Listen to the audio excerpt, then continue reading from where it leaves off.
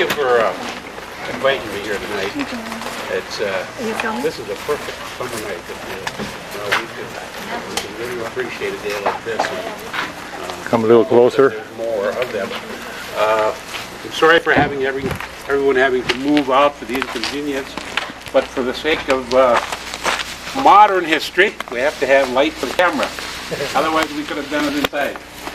I was invited here by Rosalie to come and speak after I spoke to a touring group that came through the museum in July. Excuse me, it was in June.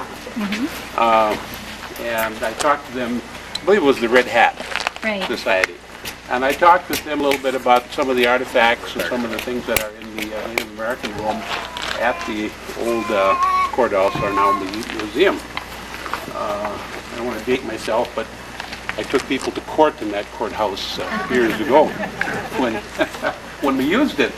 And I remember the controversy over the storage. What you see is that little block building attached down to the north side, which to me is, I won't say what it is. That looks terrible. But anyway, after speaking with the group, Rosalie asked me to come down and speak to your group here. And I said that I could possibly do that. So I'm not going to take up a whole lot of your time. I realize you did have your meeting. And we didn't really pick a topic.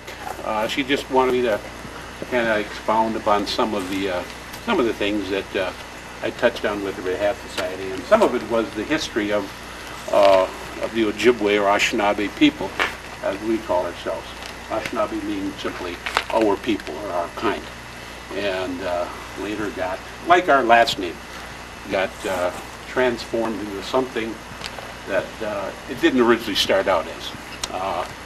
Just for example, the word Mosay, my last name, actually is derived from my grandfather's enrollment date when he was a non-citizen and lived in Minnesota. They were directed, all the Native American people were directed to go to area BIA offices, that's the Bureau of Indian Affairs, and enroll. And he went to Bemidji. And his name, Native American people did not have last names, much like, the Gammon Society now has, it's Johnson, Williamson, and so on, Andersons, whatever. Native American people didn't have last names. They had names, they were first names. His name was Mosay, which in Ojibwe is caterpillar. That's what he was named. And when he went to the Bemidji office, he was trying to speak with them and tell them that, as a child, who he was. And they thought he was saying Mosay.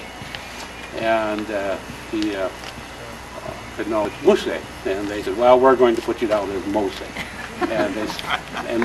But it was spelled different from what we have now, what M-O-S-A-Y as we spell it. They actually spelled it like moose. And I have one side of my family, my dad's brother, Tom, I don't know if any of you knew him or not, Tom always spelled his last name as Moose, and all his family goes by the last name of Moose. And a lot of people think that's derived from the large animal of Canada, the moose, but it's not. It's derived from the word Mosay, which means caterpillar. That was our great-great-grandfather's name. And that got derived down to, in our case, as M-O-S-A-Y. That's how he came to be known as Mosay. Actually, we do not have the last name Mosay. We belong to what we call clans. And it's much the same way as your society passes on their name. I belong to the Wolf clan. And all my ancestors belonged to the Wolf clan through the father's side. All children, like say my father, all his children belong to the Wolf clan. All the boys who marry and have children, their children belong to the Wolf clan. The girls or women of his family, children, when they marry, they still are Wolf clan, but their children become members of the father's clan. So it's almost exactly like the Christian family, the way it's passed on. We're passed on as the Wolf clan, and there were 7 I believe, main clans in the early days, but that has changed. Now there are probably 20 or 25 different clans within the Ojibwe nation, and they're mostly made up of, like I say, named after such things as birds. The Otter clan. My mother was from the Mink clan. Her name was Ojibwe, and she was from the Mink clan, originally from the Hayward area, from what they call LCO or Lac Courteau. And but that's anyway. That's a little history on how the Mosay clan came to be named Mosay. And we came to this area. I told you my grandfather was from Mille Lacs Lake, Minnesota. There were no roads in those days when he was a young man. He came here when he was 19 years old. That was like in the 1870s. And he walked here to attend the ceremony that was taking place here at Balsam Lake.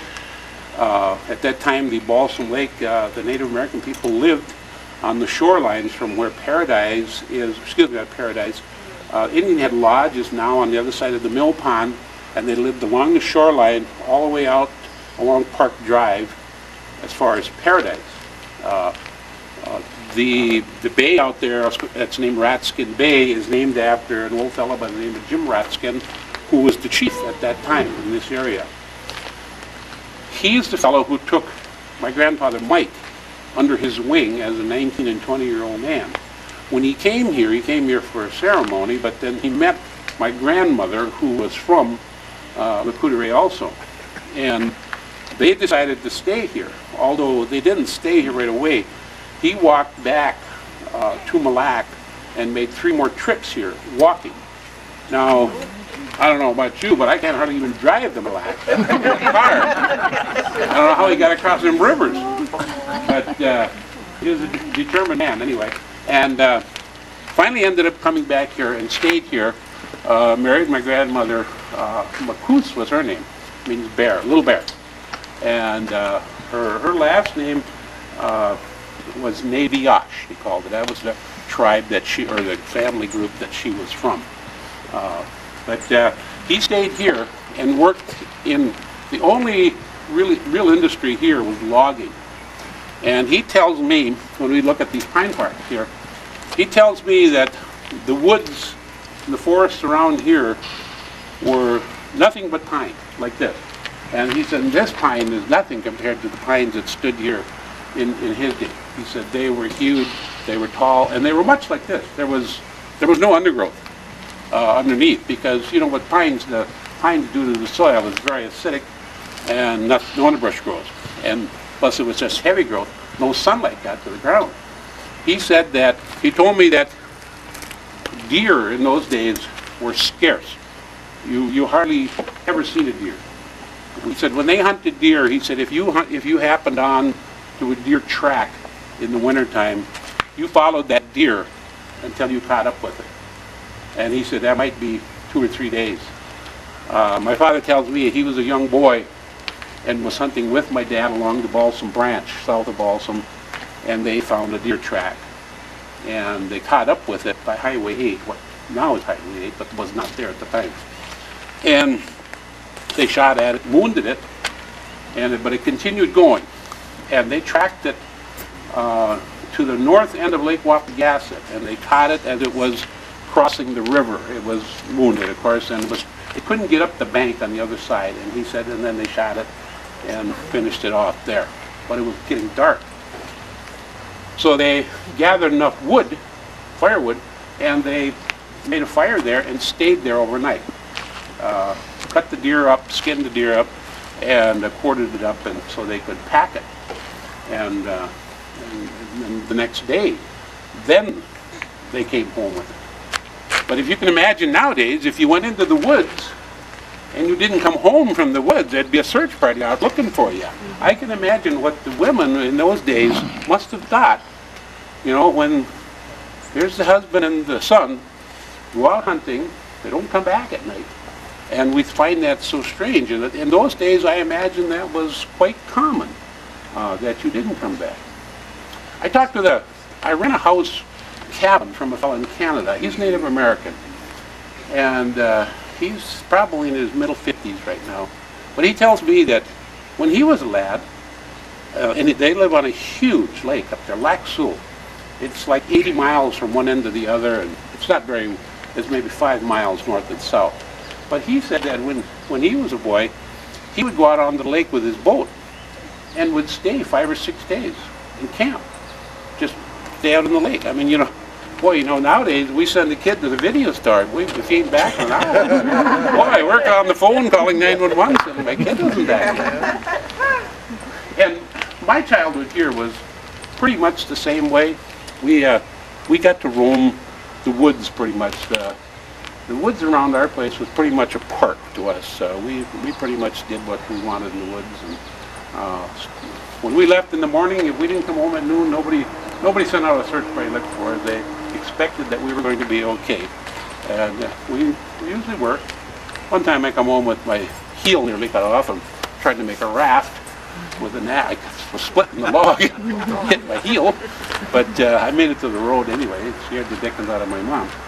But some of the history of that is my grandfather was the chief. He's a hereditary chief in Mille Lacs Lake, Minnesota. And he passed away in 1971. He was 13 days shy of being 103 years old. And when he passed away, my father, who was pretty learned in the skills of medicine and healing and spiritual leadership, but he was not comfortable with that because he didn't feel that he had enough taught to him. I remember a remark he made after my grandfather died. He said, you know, the old man's gone. He said, I wish I knew what he knew. And but he went on to become very adept at being a spiritual leader and a medicine man. The chieftainship was passed on to him, and he wore that mantle, I should say, very well.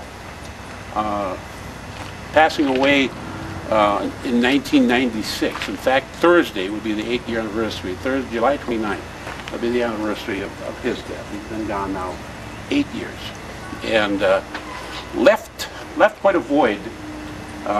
We felt, because of his expertise and his knowledge in the history of this area and the history of our people.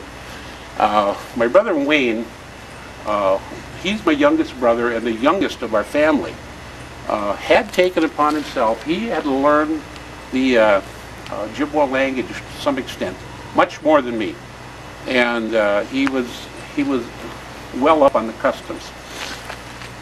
Tradition says that the chieftainship role would pass on to the eldest son. That was me. And I was very reluctant to do that because what I felt was my ignorance in that field. And at the time I was very busy at my job in the predominant society, or dominant society.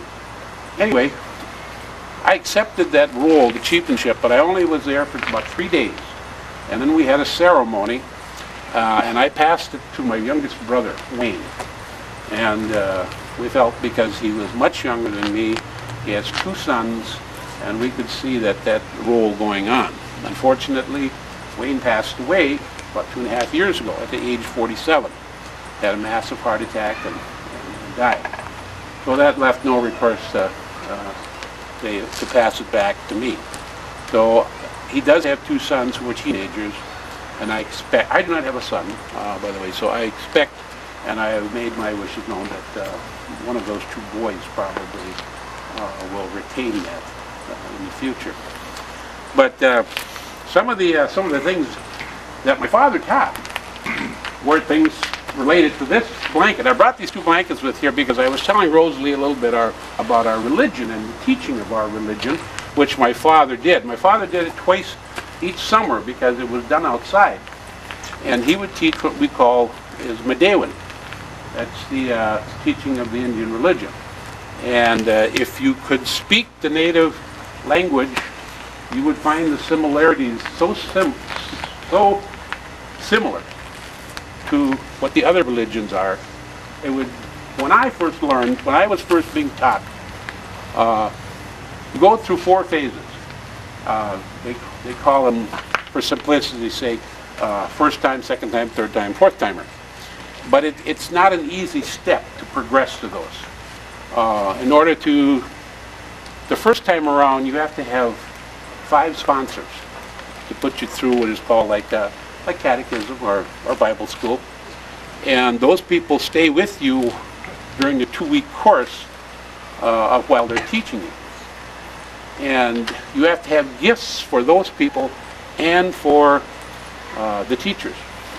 Most common gift is a blanket. You have to have 5 blankets, I believe, for the first time around,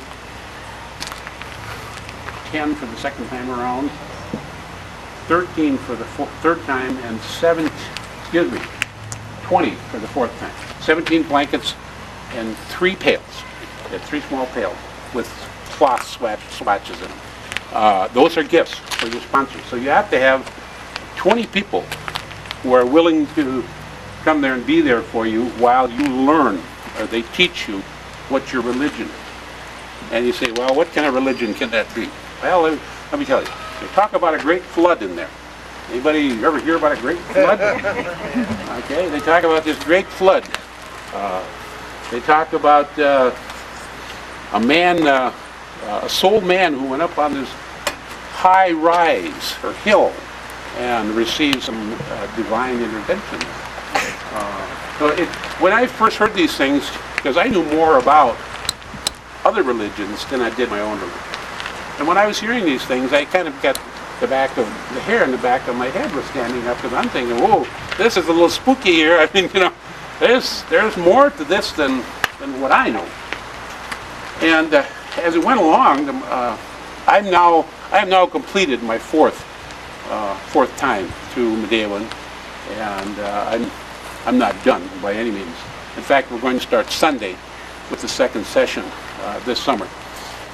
I have to be there because my presence commands more power, and the Creator knows that we are there, and He knows the people who have this fourth time experience, third time experience. They have more presence and are to help the other people who are. There is a lady I know who's from northern Minnesota is coming down. She's going to go through for her fourth time. And just as a side note here, women who belong to these groups and belong to our church groups are called Gichidas, or Gichidakwe. And what that means is a lot of people say, well, what role did the women play in our drum groups and in our dance groups? The Gichidakwe says it. They're the boss. They're the boss women. They say and tell. I was going to videotape. I was telling the video man here about, he wanted to videotape, and I was telling about an experience with my dad. I was going to videotape this Medewan ceremony so that we could retain it and not lose it. And I asked him if I could do that, and he said that he would have to ask the women's group if he could do that. And a couple days later, he told me, no. They said they don't want to tape. Oh, I didn't tape it. And I was just saying, we're pretty much an oral history type of religion. I asked him one day about that. I said, how come? I said, why don't we videotape? Why don't we write this, you know? He said, because, he said, if you wanted to learn about this religion, and there was a book about it or a video about it, you could buy the video, or you could buy the book. But he said, we don't. He said, if you want to learn this, you come here. You come here and we'll teach you. He said, that's how you learn it. He said, you don't make a video and you can take it home and watch the video and say, hallelujah, I'm saved. He said, you come here and you go through it. At the time, I had only been through one time. I was so young, I barely recall the first time that I went through. But I wanted to complete it early enough in life. So I did. And like I said, I'm very fortunate that I have a sewer as a partner, in this life. And she's very adept with a sewing machine, and she makes blankets. I also belong to what's called the Big Drum Society. That's the men's drum. There are also females on this drum society too, and they are Ojibwe. But whenever we have a ceremony, and we use our drum once for each season, we're required to use that drum. The drum has a spirit and is alive, and we don't use it, it becomes upset with us. So we use that drum once each season. We invite, and especially now, because we have roads and bridges and cars, other drum keepers come from other areas, such as Mille Lacs, Danbury, Lac Courrier, Lac de Flambeau. And if they belong to the Drum Keeper Society, if they are a member of a visiting drum, we're obligated to give them a gift if they come to our ceremony. The accepted gift is a blanket. So we're up to probably 150 blankets right now that we have given away. And it's a constant, never-ending thing. I didn't realize this when I got into this, when I accepted these, when they came. I took my brother's spot on the drum. He was on that drum. And they asked if I would take his spot, and I said I would. That was 2 years ago. And since then, I've become a little more adept at the language, because I went to classes for 2 years, Ojibwe, Mawan it's called, the Ojibwe language. Just completed this spring now. I'm still not very adept at it, but at least I can sit and listen, and I can get up at one of these ceremonies, and if somebody is there, or if I go to someplace else, and they give me a blanket, or blankets, I can get up and tell them who I am, where I'm from, and that I'm grateful for the gifts. Before I could even do that. But these blankets here were not made for that purpose. These were made just because she wanted to make them. Because she thought, well, it's kind of a fancy design. I don't know if any of you or some of you may be familiar with the logo of the St. Croix Casino over at Turtle Lake. That one over there is the dancing turtle on there. And that's all appliqued on there. It's the shorts and the eyes and everything is appliqued onto the little green turtle was cut out, and he's appliqued onto the heart. The heart in turn is appliqued onto a white background. So it's quite a lot of work. The casino offered $1,000 for it. Oh, Lucille made that one? She did take it. She said I got more than $1,000 tied up in that thing. So this one here is more in keeping with our Medewan teachings, or Medewan Lodge. It looks like a red and white blanket from this side here. It's not. It's you notice it's got a black border on the other side, and it doesn't look like, it looks like we forgot something here, but it's not. It isn't. It's a white. It's a white border here.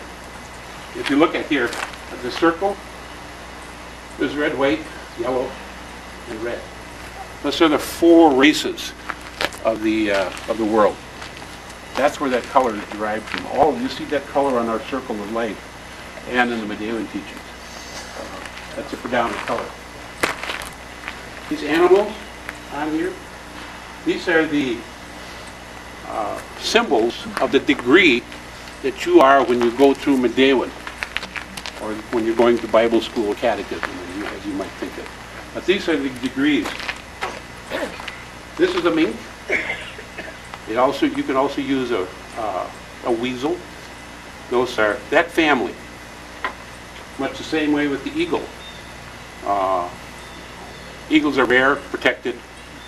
Most common used bird is a hawk or a kestrel, because you see them, they get hit by cars and on the road and that. So that's what most people have. They use a hawk. I have a hawk for mine, and I'm required to keep them. I keep them all through my life. And this here is wolf, coyote, fox. Represents the third level of Medewan teaching. And then the bear is the fourth. I have a bear cub pelt. It's maybe a yearling bear that was purchased, actually. But that's what that means. This yellow and green are the colors of life. I don't know exactly how that comes about, that color, but that is what is told to me, what those two colors mean. Those are the colors of life. And the feathers on it were just put this was made in what they call a dream catcher design. I don't know if you're familiar with the dream catcher. I see a lot of people hanging them on their visor, or excuse me, windshield, or the mirror in the front windshield. And I don't think that's a good place to be putting a dream catcher. You're not supposed to be sleeping in the car. Yeah, it's supposed to be attention. But that's basically what this is here. Like I said, it's called a circle of life. It's what it's our circle of life and our circle of religious teaching. This here is merely a symbol. This is wild rice growing on the water against the moon setting or a sun rising. That's what it is. We put that is that's the symbol of the St. Croix tribe, our tribe here. We use that as a symbol of our tribe because, as I was telling Rosalie, that's what kind of prompted her to, I think, to ask me to come here. And what is the meaning of that? Why do we have that wild rice on our flag and everything? We were told, and we were taught, that our people who originate from the East Coast, we originate from the New York area. We're members of the Oneidas and the Sac, Quats, Mohawks. All those are Algonquin tribal groups. The Ojibwe or Anishinaabe were members of that, what they call the Congress in the East Coast. But prior to that famous date in history, 1400s, prior to the Columbus coming here and discovering America, as Jay Leno said the other night, he said, how can you go somewhere when there's people standing on the shore welcoming you ashore? How can you discover a country where there's people already there? But prior to that, the Ojibwe left New York. They left the East Coast, and they started journeying west. Why? Well, they were told by a messenger. And we said, who's a messenger? These guys are messengers. They bring the word from. We don't worship them. They're messengers. Indians they don't worship false gods. There's only one God. It's the Creator. But these animals symbolize messengers. And they were told our elders were told, to travel west because they were told of the coming of the white man before Columbus got here. And they said that to travel west and seek the place where the food grows on the water. They had no idea what that was, but they went. And it took them centuries to get to the Great Lakes and the Lake Superior area, eventually ending up on the Madeline Island area. Madeline Island holds kind of a sacred thought for everybody because that's where it was the jumping off point for settling in Wisconsin and Minnesota. As you know, the Sioux were in this area, and the Sioux and the Chippewa, or Ojibwe, were not the best of friends. And this was good prime hunting country. The Ojibwe wanted it, the Sioux wanted it, so they fought over it. And the Ojibwe eventually went out and forced the Sioux further west until in the 1800s, I believe, that's when the drums came around. They brought the drum. Two ladies brought the drum to the Chippewa and wanted to make peace. They said they don't want to fight anymore, they want to war and kill each other anymore. So that's where those drums come from. But anyway, the messenger sent them to seek this food in the water. And the first place they found it was on a lake, and it slips my mind. I think it might be my age, something here, but it was a lake near Solon Springs, Wisconsin, where they first discovered the wild rice that was growing on the water. And they were able to harvest it, and they were told how to treat it and how to preserve it. And they treated it much like, I'd say treated, but they stored it. Much like we used to store potatoes years ago. You know, you scorched it, you dried it, you hung it in sacks, or you stored it in containers and hung it inside your wigwam so that the rats or the mice or squirrels or whatever didn't get it. But that's what they subsisted on during the winter. Winter was never very easy for Native American people. You can imagine living in a birch bark covered hut made out of saplings like the one at the museum. That was your house winter and summer practically. There was some adaptations made for winter use to make them a little warmer. My father tells me of the times when he slept in a wigwam when he was a boy, and it was not warm. He said it was very cold. And I know he reveled in the idea in his later years when he lived in the house with 6-inch walls and fiberglass insulation, and he could go to the wall and turn the heat up if it got cold, you know. He said, "This is amazing." But as I said, his days that he talked about, and my grandfather was already an elderly man, you know, when I was growing up. But to listen to him talk, I recall one time my grandmother, who also lived to be 98 years old, was telling us one time. She died in 1966. This was before, we hadn't had a television for just a few years. And electricity, we hadn't had that for, you know, a few years only. But she grew up without any of that. But she told us one day, she was telling us about the future. And this was before we even knew about acid rain or we knew about pollution and all that. She told us that as for the Indian people, she said, life for us will be over when the leaves on the trees turn brown and die, and when we are no longer able to drink the water. And at the time, it didn't mean anything to me. Nowadays, it means something to me because I know what she's talking about. She's talking about what we're doing to the earth, how we're polluting the water, and what's in the air. You know, if we see our trees dying off and that, I'm going to start getting worried. But anyway, like I said, a couple of very elderly people who could see a long ways past what, of course, we were kids. We couldn't see beyond tomorrow, you know. And they were trying to teach us something. And some of it sunk in and some of it went over our heads. And, hopefully, you know, like today, we're trying to preserve a little bit more of it.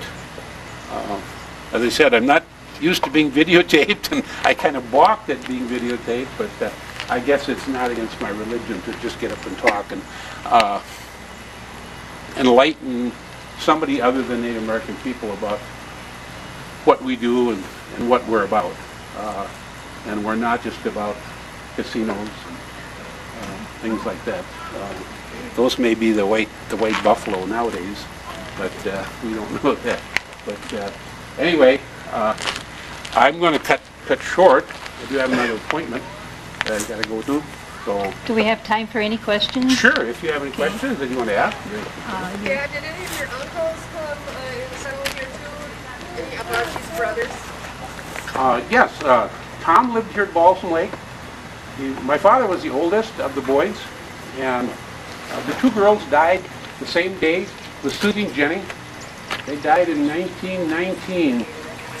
They were teenagers. They died of influenza on the same night. Also, Mike, who was my grandfather, their father, his mother-in-law also passed away the same night of influenza. Here. Yes. And the two boys, Tom passed away several years ago, and then my uncle Dan passed away also before this. So that was it. I'm sorry, I said 4, but there was 3. You mentioned that Mike was the chief in Mille Lacs. Now, did that matter if he was the head of the Wolf clan, where it was? No, let me explain that. His father was still alive in Mille Lacs. His father was the chief. He came here as a young 19-year-old young man.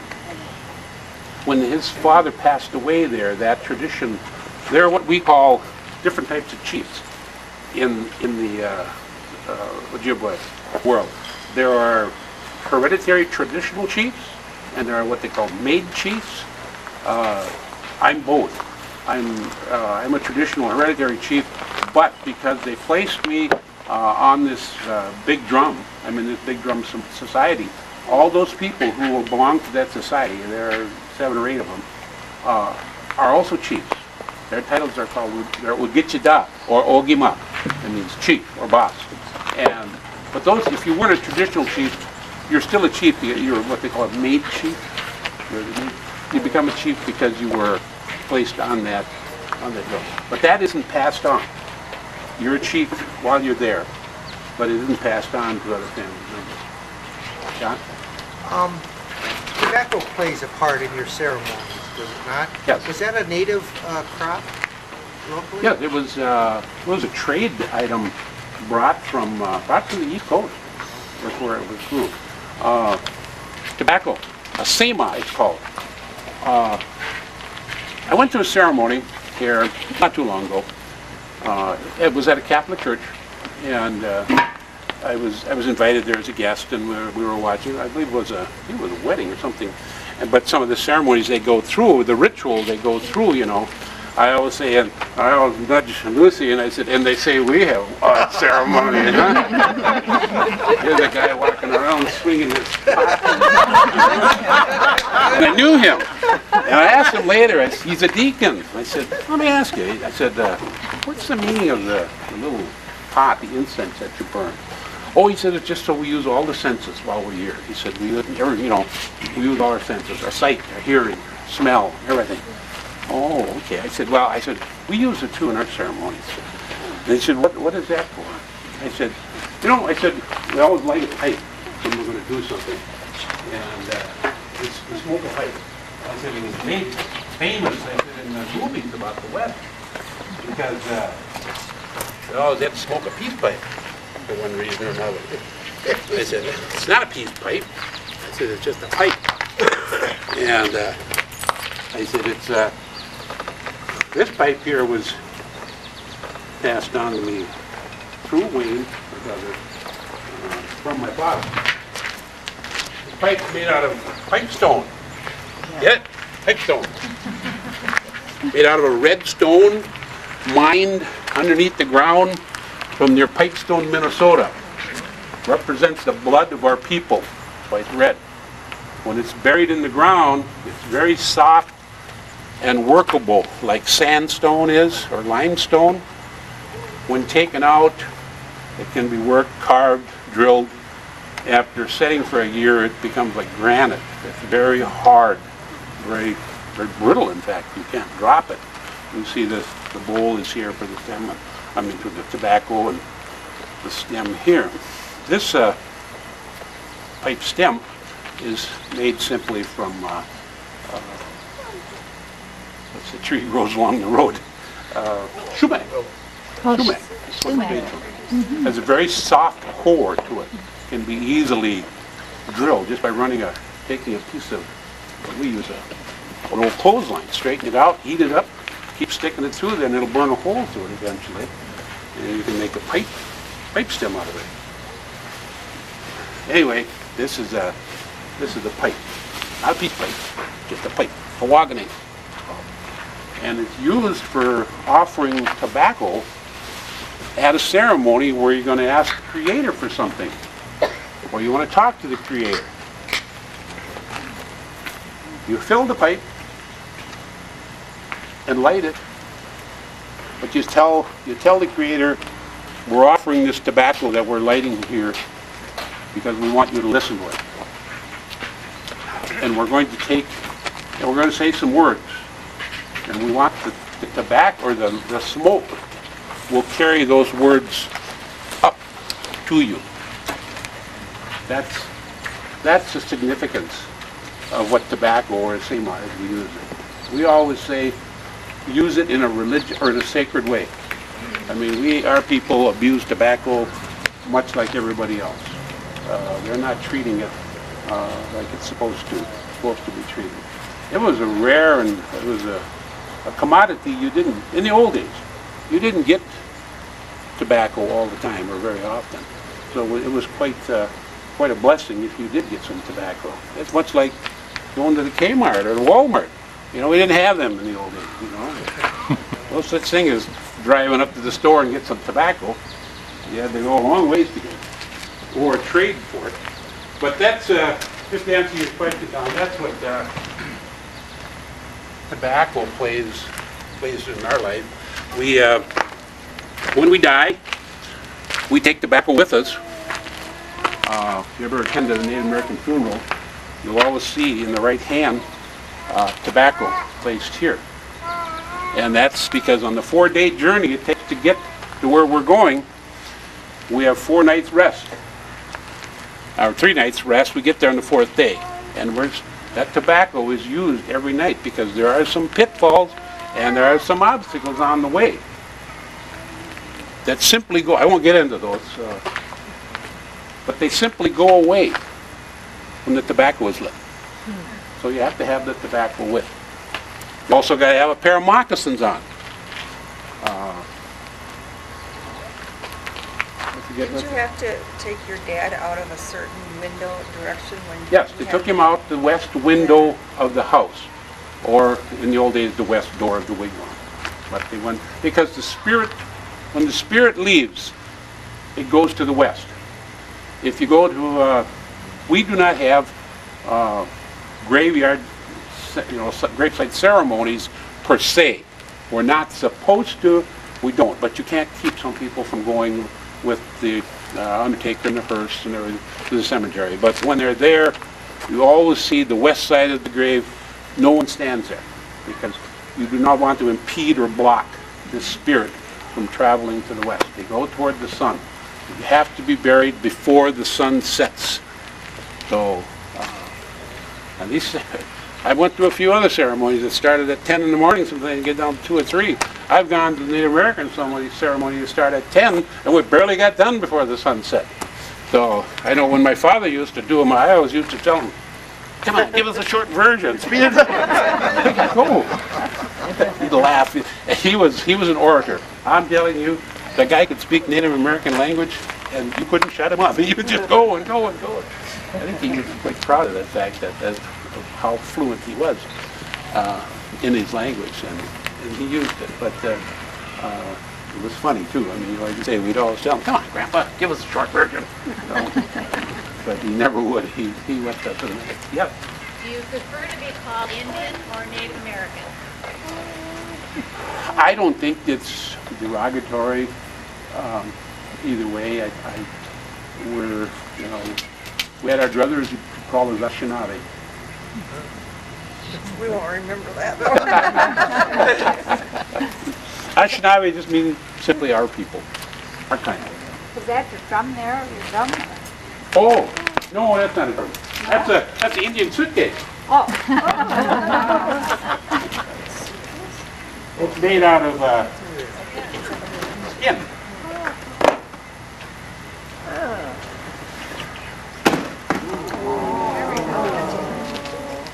This is very fragile. The feathers on it are very old, and I have to be a little careful with it because sometimes the feathers come off.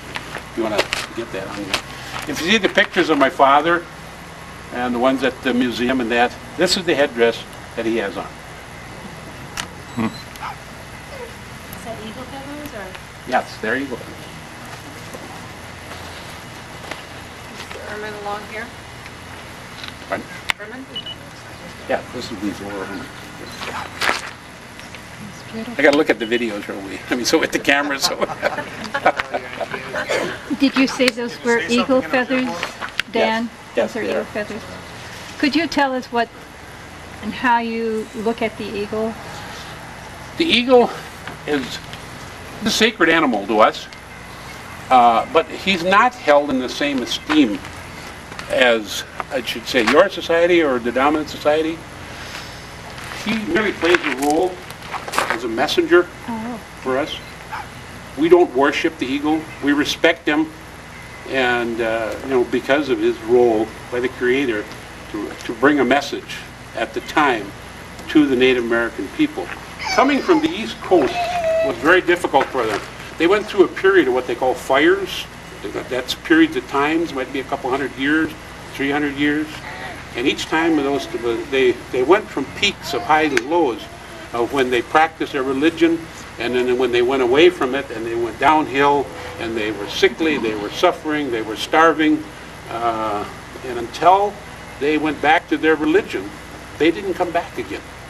Each one of those times was called a fire. They were put to the test, is what they were done. They were, trial by fire. They say that there'll be 7 fires, and I'm told that we're now in our 5th fire. I don't know how long the next 2 fires are going to be. I hope they're a long time, because I don't want them to end while I'm here. Not on my watch, anyway. Yeah, meat that works is a suit. Sorry, I almost forgot that. But anyway, was there any more questions? I just had a question about Round Lake and how that came to be. Round Lake was a tree, I believe it was 1834. Yeah, I believe it was 1834 is when that land was set aside as federal trust land. It actually was, see, there was no trust land here at Balsam Lake. Everybody at Balsam Lake was supposed to move to Round Lake. And there was another settlement on what was called Antler Lake. No, it was called Pine Lake. I believe no, it's called Antler Lake now. It was Pine Lake in those days, east of Milltown. And all those people are family related. And they were supposed to all move to the Round Lake area. That land was set aside as trust. I don't quote me on it, but I think it was in the Treaty of 1834 is when that was started. And all the land that the native people lived on here was owned by the lumbering company, and they were more or less squatters. The lumbering company wanted to sell that land along the lake shore, so they asked all the native people to move south of town to what is called now we call the old village site, and that now is trust land. That was turned into trust just in the last 30 years or so. But yeah, that's about the time that came into being. I think there's about 800 acres at Round Lake. It borders the east shore of Round Lake and then goes east, crosses County Road E, and the bigger portion of it lies east of County Road E. Yes? You mentioned in that blanket, in the bird, the eagles, and you also mentioned the hawk. Did you also feel that the hawk was a messenger? Those families are the same. They use the same significance. It could be any one of the kestrels. It could be one of the small hawks, the red tail, the so many hawks. More than yeah, well, but I mean the red tails, gray hawks, sharp-shinned hawks, all those belong in that same category. They use those as that. But the eagle is the primary one. But you carry that while you're going through this ceremony, and you keep that the rest of your life. Now, it hasn't been just a few years. Nowadays, here, we see eagles constantly, every day. 20 years ago, it was highly unusual to see an eagle. But since, they made their comeback. So you wouldn't want to be carrying around an endangered species as part of your religious ceremony. So they used hawks, is what they did. Yeah? Yeah. The few burial mounds that are around the area, are they from the Anishinaabe? I couldn't tell you. A lot of them are, but some of them, like the ones at Pine Park, are, are they, what did they say, 1,300 years old? That's a long time ago. I don't remember that. I don't know anybody who was around. So that was before the... And that speaks to why we have a video here. It was all oral. There was no written history, no recording, of who was buried where and what they passed away from. But were the Sioux here when the Anishinaabe came? You said? Yeah. And how long had they been here? Do you know? That I don't know. They were here before the Anishinaabe arrival. Not to get real long-winded here, I have an interesting story about the Sioux. They had an encampment on the south end of Cedar Lake. Cedar Lake down in St. Croix County by Star Prairie. I didn't know that until just a few years ago. My dad was still alive. But I was at home one weekend. It wasn't July. In fact, it was the weekend. Well, it would have been last weekend because it was because of Honor the Earth powwow at Hayward, at LCO. My father always went to that, and he was gone that weekend. A young lady comes to the house. I was home, and comes to the house. I had seen her down at my dad's driveway, and then she left, and then she came into mine. He lived next door to me. I could see his house from my place, and she asked about him and where he was, and I told her that, well, I think he was up at Hayward. He wouldn't be back till Sunday night. She was up at a powwow. I said, is there anything I can help you with? I said, because he won't be back anyway. Well, she said, I just have a question. It's about an arrowhead, she showed me. Perfectly shaped flint arrowhead. And I said, oh, okay. I said, what about your arrowhead? She said, well, she said, I found this in a gopher mound when I lived in the south, in a trailer court, on the south end of Cedar Lake. She said the gophers would come up and dig up my lawn all the time, and I'd go out there and flatten them out with my foot. She said, and one day I was flattening one out, and she said, and I found this arrowhead in that dirt. She said, and it was perfect shape. And she said, I always thought of it as good luck. And I kept it. She said, that was, she'd spent quite a few years. But she said, and I always felt that, even when I was writing, she said, I always felt that there was presence with me. And I felt lucky because of it. I thought it was that. She said, I lived up by Cushing. She said, and one time she said, I was home alone, and I had this feeling, she said, that there was somebody in the house with me. It was daytime, and she said, I was standing at the sink, and she said, and I felt somebody poke me with their finger and run their finger right down my back. And she said, I whirled around, of course there was nobody there. And then one other time, she said, somebody poked me on the cheek. She said, actually hard enough to almost make like an indentation in my cheek. She said, I got a little worried about it. But she said, we moved from there. I thought the house was haunted. So I moved, she said, we moved into Luck. And she said, we lived there for a couple of years. And then one day, she said, I was in the house, she said, and all of a sudden, she said, I felt the same thing on my cheek. She said, like somebody poking me. And she said, well, then I thought, oh, this wasn't that house. It might be something to do with this arrowhead. She said, I moved from Luck down to those new apartments in Milltown, but they're on Stokely Avenue, I believe now. They're one-story apartments, and you can drive around the back, and your car you can pull right up almost to the front of your unit, and the big bay window or whatever is right there. She said, I was there in the morning, about 9 o'clock in the morning, and I was talking on the phone. I was sitting with my back to the window. The TV was on, and she said, I was watching the TV and talking to my girlfriend, she said, and she said, all of a sudden, she said, it was just like a fog came in front of the TV, and I couldn't see the TV screen.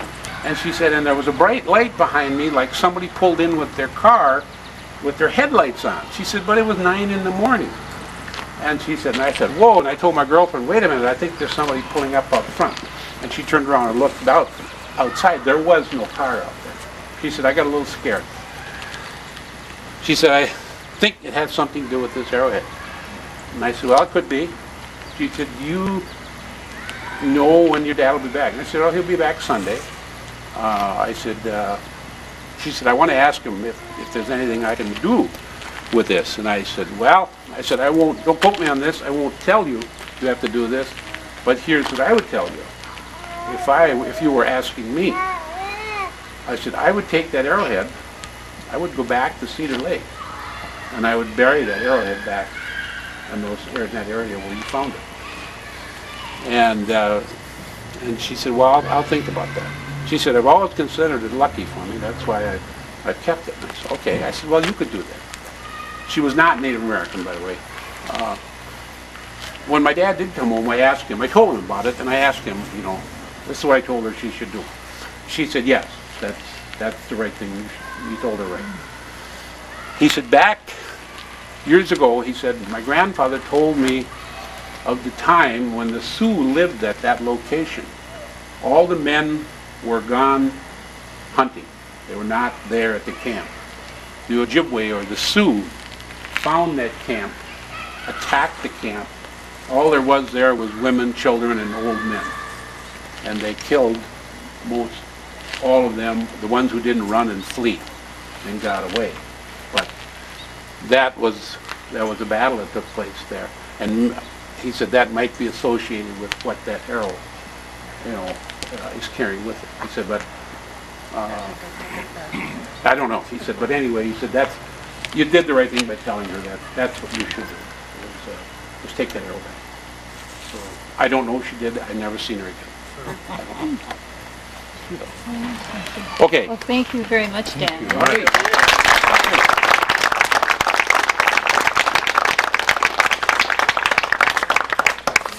Crowd we've ever had.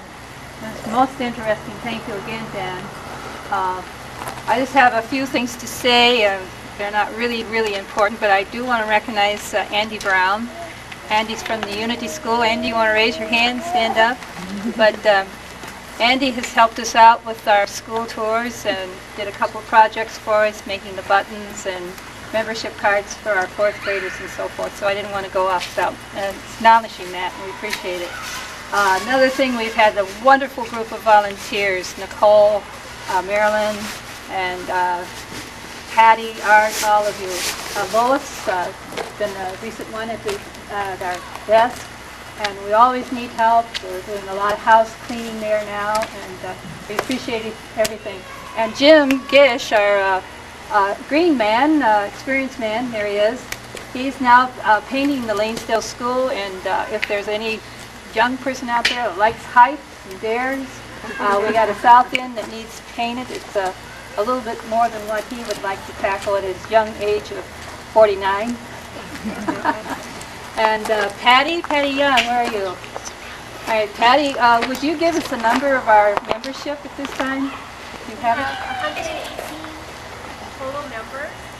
There are 89 that are lifetime members, and 29 that are yearly members that renew their membership every year. And we got 6 new lifetime members so far this year. Great, that sounds good. I do have some handouts. They're black and white. There is a picture here of Archie Mosay, and it has his 1902 born and died 1996. And there's a few other things here, some history. We have brochures and a membership card, and there are also some rustic road books that are free. So help yourself, and again, thank you for coming. Enjoy.